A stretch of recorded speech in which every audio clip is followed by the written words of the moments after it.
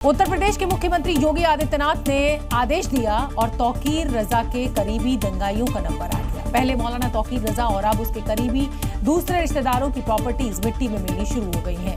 UP सरकार का bulldozer सुबह सुबह ही बरेली की उन स्थानों पर पहुंचा जहां पर प्रशासन के निशाने पर ये स्थान थे और फिर कार्रवाई शुरू हो गई। और मास्टरमाइंड तौकीर रजा के साथ ही उसके दंगाइयों पर भी एक्शन शुरू हो गया है। यानी जिसका कनेक्शन बरेली हिंसा से है उसकी संपत्तियों को जमींदोज होना तय है। बरेली हिंसा के मास्टरमाइंड तौकीर के बहनोई उसके भाई अनस से अवैध चार्जिंग सेंटर पर पीले पंजे ने जमकर प्रहार किया। तस्वीरों में देखिए भारी पुलिस बल तैनात है, बुलडोजर तैयार खड़ा है। अधिकारियों ने हरी झंडी दी और बुलडोजर स्टार्ट हो गया। बुलडोजर का हर प्रहार दंगाइयों के हर गुनाह का जवाब था। बुलडोजर चलता रहा और खड़ी हुई संपत्तियों को मिट्टी में मिलता आगे बढ़ता गया। और ये कार्रवाई उन पत्थरबाजों ने भी देखी जो अब तक पुलिस की गिरफ्त से बाहर है, क्योंकि उन्हें अब डर है कि अगला नंबर उनका है। कार्रवाई के दौरान इलाके छावनी में बना हुआ था। आसमान से निगरानी रखी जा रही थी कि कोई गड़बड़ ना हो। तौकीर के बहनोई मोहसिन के भाई अनस के चार्जिंग स्टेशन पर भी पीले पंजे ने ऐसे प्रहार किया कि अब पहचानना मुश्किल है कि वहाँ पहले कुछ था भी या नहीं।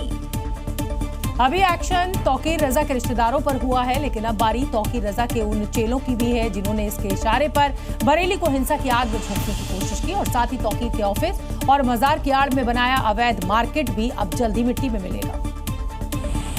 और ये उसी तौकीर का अवैध तरीके से बनाया साम्राज्य है जिस पर किसी भी वक्त बुलडोजर पहुंचने वाला है। मजार की आड़ में बनाई गई इन 72 दुकानों की तरफ बुलडोजर का मुंह मुड़ चुका है। तौकीर के करीबी नफीस का मार्केट सील हो चुका है। तौकीर का रिश्तेदार ओमान रजा का घर सील करने के साथ ही मुनीर अदरीस के साथ ही उसके करीबियों की दुकान भी जद में आ गई है।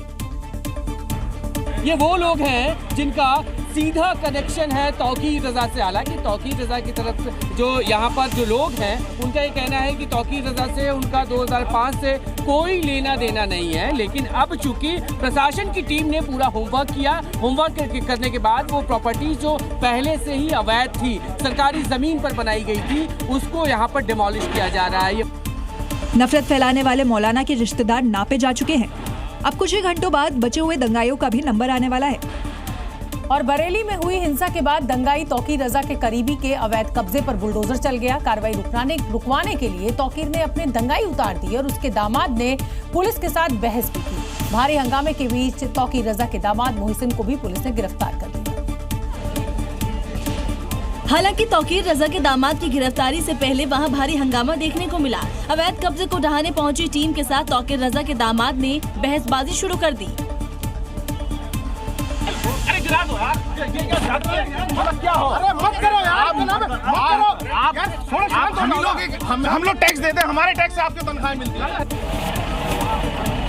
काफी देर तक गहमा गहमी बनी रही, हालांकि किसी तरह मामले को शांत कराया गया। इन्होंने मुझे नोटिस दिया, मेरा दाद इलाही मकान है, ये सन 1971 का मेरा नक्शा पास है, ये वीडियो बनी 1974 में, फिर भी इन्होंने नोटिस दिया। मैंने कोर्ट चला गया, मैंने कोर्ट से इनके खिलाफ स्टे लिया। अवैध कब्जे पर कार्रवाई के दौरान तौकीर रजा के दामाद मोहसिन रजा को भी पुलिस ने गिरफ्तार कर लिया। पुलिस प्रशासन और नगर निगम की टीम 5 थानों की पुलिस और आरएएफ के साथ मोहसिन के घर के पास बने उसके गैराज को तोड़ने पहुंची थी।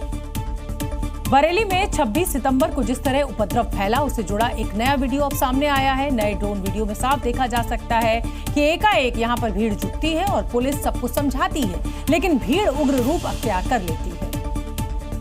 उसी के बाद पुलिस को लाठीचार्ज करना पड़ता है। 26 सितंबर को मौलाना तौकीर के प्रदर्शन के ऐलान के बाद हजारों की संख्या में लोग मस्जिद के बाहर जुटते हैं, नारेबाजी करते हुए आगे बढ़ते हैं।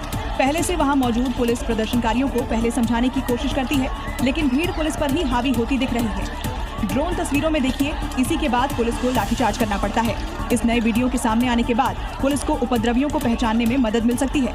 हालांकि पुलिस ने अब तक 72 उपद्रवियों को गिरफ्तार कर जेल भेज दिया है। वहीं कई लोगों को हिरासत में लेकर पूछताछ की जा रही है। जांच के दौरान खुलासा हुआ है कि उपद्रव फैलाने के लिए बाहर से भी उपद्रवियों को बुलाया गया था और हो सकता है कि इस वीडियो से उन दंगाइयों को तलाशना आसान हो जाए। बरेली में बुलडोजर क्या चला कि योगी विरोधी खेमे के सीने पर जैसे सांप लौट गया। जैसे जैसे बुलडोजर की कार्रवाई आगे बढ़ी वैसे वैसे विपक्ष जो है वो विरोध करता नजर आया। अब सवाल ये है कि इसके पीछे विपक्ष की वोट बैंक वाली सियासत है या फिर कुछ और। क्योंकि जैसे ही सीएम योगी ने बलरामपुर में नफरतियों के छांगुर जैसा हिसाब करने की बात आई तो विपक्ष तिलमिला गया।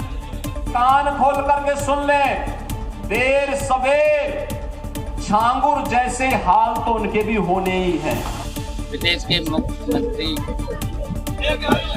का ध्यान बेरोजगारी, भ्रष्टाचार, महंगाई के खिलाफ नहीं है, केवल प्रदेश में अमन चैन खत्म करने का है, तो इसके लक्षण अच्छे नहीं हैं। लेकिन योगी सरकार जो भी कर रही है कानून के तहत ही कर रही है, क्योंकि बरेली में जो एक्शन हो रहा है वो अवैध के खिलाफ हो रहा है। जांच में सामने आया है कि संपत्तियां अवैध हैं और कल की पीठाधीश्वर कार्रवाई को सही बताते हुए तोप गोले तक चलाने की बात कह रहे हैं। अगर कोई धक्का भड़काएगा तो बुलडोजर भी चलेगा, तोप भी चलेगी। यूपी में बुलडोजर टॉप स्पीड से चल रहा है। अब इसे लेकर चाहे कोई सियासत करे वो रुकने वाला नहीं है, क्योंकि यूपी में कानून का राज है।